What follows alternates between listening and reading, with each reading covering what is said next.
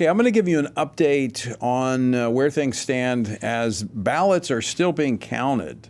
It's quite amazing. You know, we talked about it yesterday, and we're going to talk about it more in the future about what we need to do going into 2024. But this is just unacceptable that you've got some states that are still, like, in California, you've got 60% of the vote in. Some places you've got in the northern district, third district in California, 57% of the vote counted. I mean, it's just unacceptable. But it does now look like Republicans, in fact, some outlets are declaring that the Republicans have crossed the threshold of 218. Joining me now to talk about this, Brent Keilen, Vice President of FRC Action. Brent, welcome back to the program. Thank you, Tony. Good to be with you again. Okay, so give us the latest. All right, so on the Senate side, the Senate picture is pretty clear now. We did have Republicans in Nevada and Arizona concede those races yesterday. So the only two races that we're not sure about at this point are the Alaska race. We do know that will stay in Republican hands. It's just whether it will be Lisa Murkowski or Kelly Tshibaka there. We're up to 90% of the vote counted there, so we're getting closer. Kelly Tshibaka in that first round up by about 0.2 of a point last I checked, so very close there. And then, of course, in the Senate, we have that runoff in Georgia. You've already talked about that today. On the House side, very interesting, Tony. As you mentioned, it looks like the GOP has, in fact, taken the House, but some outlets have called it, some have not. So we're right on the cusp of that. Decision Desk has called it for the GOP. They, in fact, have the GOP up at 219 seats, so a seat above the 218 that they need.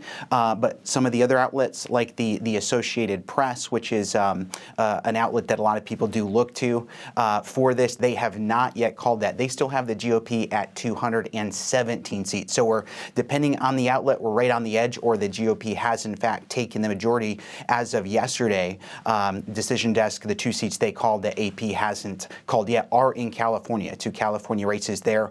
But regardless of the outlet that you're going with, there's still about 10 or 12 outstanding races. So some of those look very close. We still have some that could fall within a margin of things like ballot curing, you know, the ability to fix your ballot if you cast it but it was not filled out correctly. So still some very, very close races, very important races outstanding still. So Brent, I mean, a lot of these races are very close. Have we had any election demands for recount or challenges in some of these races?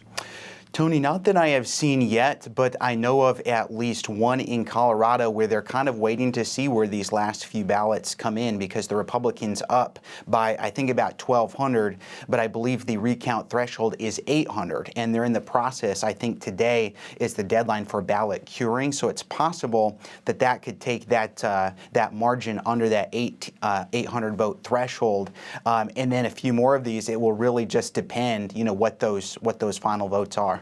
So still really no idea when we'll know for certain the outcome of these races?